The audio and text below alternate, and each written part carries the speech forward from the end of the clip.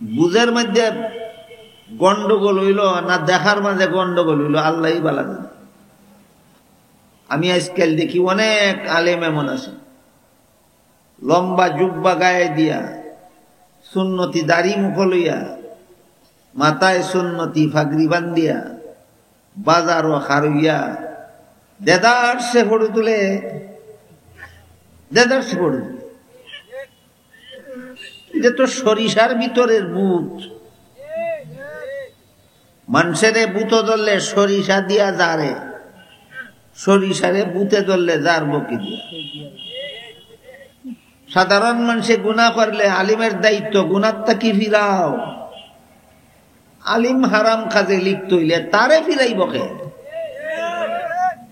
এই কয়েকদিন আগে এয়ারপোর্ট থেকে হেলিকপ্টারে একটা প্রোগ্রাম হইতাম, যে নিত আইছে তার পরনে লম্বা জামা জুব্বা, মুখে সুন্নতি দাড়ি, মাথায় টুপির উপর আবার ফাগরি বান্ধা। এই শত শত মানুষের সামনে আমার সামনে মোবাইল ধরতে বড় তুলত, কোন কামে কোন টাকায় কেন করতো। আমি কইলাম এই বেটা ফাগরি ইজ্জতটা নষ্ট হলে কিতার লাগি, তুই ফাগরি খুললে ভালা, তুই জুব্বার ইজ্জতটা নষ্ট হলে কিতার লাগি। শার্ট পইরা প্যান্ট পইরা যদি ছবি হারাম ছবি তুলে রাস্তার পাশে দাঁড়াইয়া, তাইলে নবীর সুন্নতি লিবাসের অপমান হয় না? অপমান তার নিজের হইতে পারে। আপনারা কি দেখবো শার্ট পইরা প্যান্ট পইরা ছবি তুললে নবীর সুন্নতি লিবাসের অপমান হইব? হইতো না। তুই যে পাগড়ি বান্ধে জুব্বা গাইদা ছবি তোলা শুরু রাস্তা খারাইয়া নবীর সুন্নতে অপমান করলে কি তার লাগি? কুল্লা ভালা যদি খামই করা লাগে।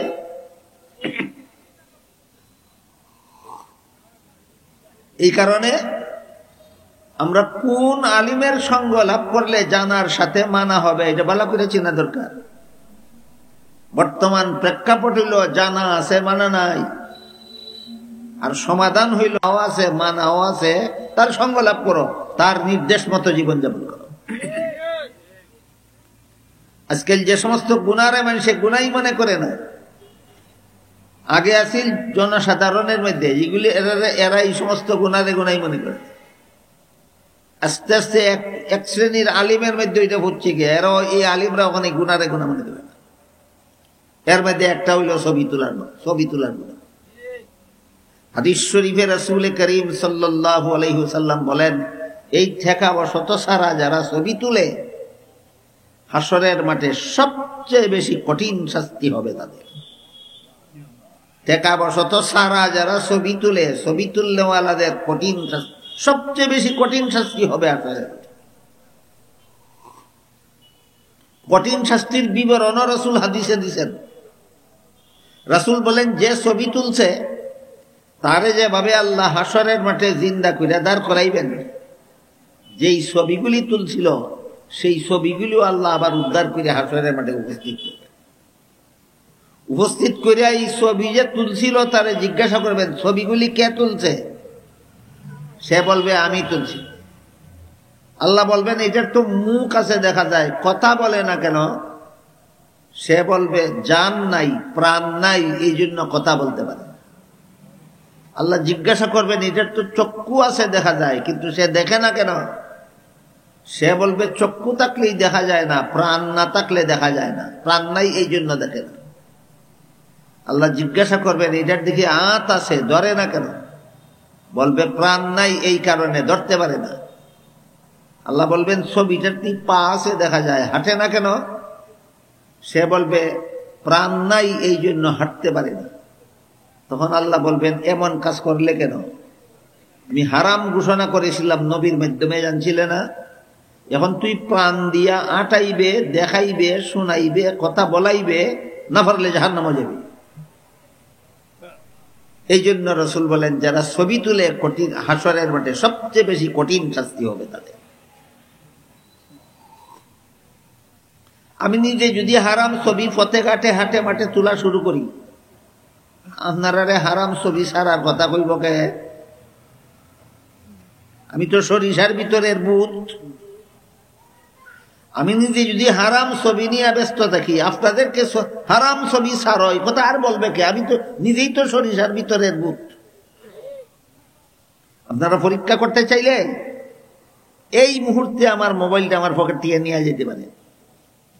একটা হারাম ছবি যদি সেভ করা পান, মোবাইলটা আগুন দিয়ে জ্বালাই কান দুইটা নিজের হাতে কাটতে আপনারা কাছে দেবো, জীবনে আর ওয়াজ করতাম না। কিন্তু যে মৌলবীর নিজের মোবাইলের মধ্যে মার ছবি সেভ করা আছে, বাপের ছবি সেভ করা আছে, নিজের মেয়ের ছবি সেভ করা আছে, নিজের ছেলের ছবি সেভ করা আছে, পাওয়ার আসেনি ছবি হারাম ওয়াজ করত। পাওয়ার এটা ফিউজ ব্যাটারি। কি battery? Fuse battery. Fuse battery দেখতে দেখা যায় ফুল ব্যাটারি, কিন্তু কানেকশন দিলে বাতি জ্বলে না, এটার কয় ফিউজ ব্যাটারি। যেসব মৌলবী হারাম ছবি তোলা নিয়ে ব্যস্ত, এরা ফিউজ ব্যাটারি। এরা আপনারা ছবি হারাম এই ওয়াজ করার বুকের ফাটা নাই। এরা ছবি হারাম ছবি তুললে জাহান্নামে যেতে হবে, এই কথা বলার মতো সৎসাহস এদের অন্তরে নাই। এই কারণে বলছি, কোন আল্লাহওয়ালাদের সঙ্গ লাভ করতে হবে, কোন আলিমের সঙ্গ লাভ করলে আমার আমল সংশোধন হবে, এটাও চিন্তা নেওয়া দরকার। হাদিস শরীফে উল্লেখ আছে, রাসূল করিম সাল্লাল্লাহু আলাইহি ওয়াসাল্লাম ময়ূরের ছবি ছাপা একটা চাদর কিনলেন, কিনে ঘরে লটকাইয়া রাখলেন। পরের দিন জিবরিল ফেরেশতা ওহী নিয়ে আসলেন নবীর দরবারে। অন্যদিন ঘরে ঢুকেন, এদিন বাইরে দাঁড়িয়ে আছে। নবী জিজ্ঞাসা করেন, ও জিবরিল, যেদিন ওহী নিয়ে আসো আমার কাছে আসো ঘরের ভিতরে, আজকে বাইরে দাঁড়ায় রইলে কেন? জিবরিল বলে, হুজুর আজকে যেই ওহী লইয়া আইছি এই ওহী আমারে আপনার ঘরে ঢুকতে দেয় না। খেয়াল করেন যেন, আজকে যে ওহী লইয়া আইছি ওহী আমারে আপনার ঘরে ঢুকতে দেয় না। জিবরিল বলেন, নবী বলেন আজকে কি ওহী লইয়া আইছেন? জিবরিল বলেন, আজকে এই ওহী লইয়া আইছি, আজকে থেকে আপনার সমস্ত উম্মতের জন্য, আপনার জন্য ঘরের মধ্যে কোনো মানুষের ছবি অথবা কোনো জীবজন্তুর ছবি লটকানি হারাম। আইয়া দেখি আপনার ঘরে ছবি লটকাই। ঘটনা বুঝে থাকলে বলেন, ছবি লটকানি হারাম, ওহী লইয়া আইছেন জিবরিল আজকে। আর ছবি ছাপা চাদর কিনছিলেন নবী আগের দিন, হারাম হওয়ার পরের দিন না আগের দিন? যেদিন নবী কিনছিলেন এই দিন তো হারাম ছিল না, পরের দিন হারাম ওহী লইয়া আইছে জিবরিল। এই জন্য নবী বলেন, ও জিবরিল, ছবি লটকানি হারাম ওহী লইয়া আইছো আজকে, আমি তো গতকাল কিনছিলাম চাদরটা, গতকাল তো হারাম ছিল না, এখন আমার পয়সার কিনা চাদরটা কি করবো? জিবরিল বলেন, চাদরটা এমন ভাবে ছিঁড়ে টুকরা টুকরা করুন, যেভাবে টুকরা টুকরা করলে প্রত্যেকটা ছবির কেল্লা এক টুকরায় আর শরীর আরেক টুকরায় যায়। ছবি চাদরের মধ্যে যতগুলি ছবি ছিল প্রত্যেকটা ছবির কেল্লা এক টুকরায় আর শরীর আরেক টুকরায় যায়। এইভাবে রাসূল চাদরটারে ছিঁড়ে টুকরা টুকরা করলেন। তখন জিবরিল ফেরেশতা মুহাম্মদুর রাসূলুল্লাহর ঘরে প্রবেশ করলেন আর বললেন, এইভাবেই আজকের থেকে আপনার যে উম্মতের ঘরে ছবি লটকানো থাকবে, আমি জিবরিল এবং আমার অধীনস্থ কোন রহমতের ফেরেশতা কিয়ামত পর্যন্ত তার ঘরে ঢুকবে না।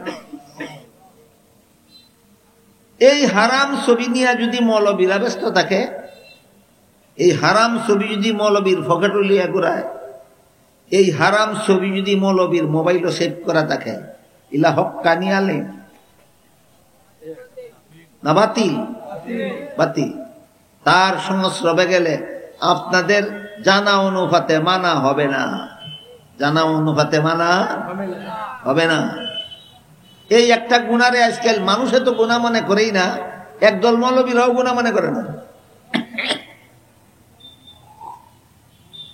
আর একটা গুনারে মানুষে গুনাহ মনে করে না, সেটা হলো বাজনা। মোবাইলের মধ্যে বাজনা, এক এক কোম্পানির এক এক রকমের বাজনা সিস্টেম থাকে। কেউ রিং দিলে বাজে, রিং বাজে, এই রিংটোন যেটা রেখে। যদি একটা মোবাইল কোম্পানির মধ্যে, একটা কোম্পানির মোবাইলের মধ্যে যদি 15 রকমের রিংটোন থাকে, 13টা রিংটোনই থাকে বাজনা, 2টা থাকে বাজনা ছাড়া। দুইটা সিস্টেম রিংটোন ছাড়া কেন কোম্পানিওয়ালা দেয়? যারা বাজনা শুনতে চায় না তাদেরকেও কাস্টমার বানাইবার জন্য। সে যে নিয়তে ওই দেখ না কেন। আমি তো হারাম থেকে বাঁচতে হইলে আমার মোবাইলে বাজনা ছাড়া রিংটোনটা সেটিং করা দরকার।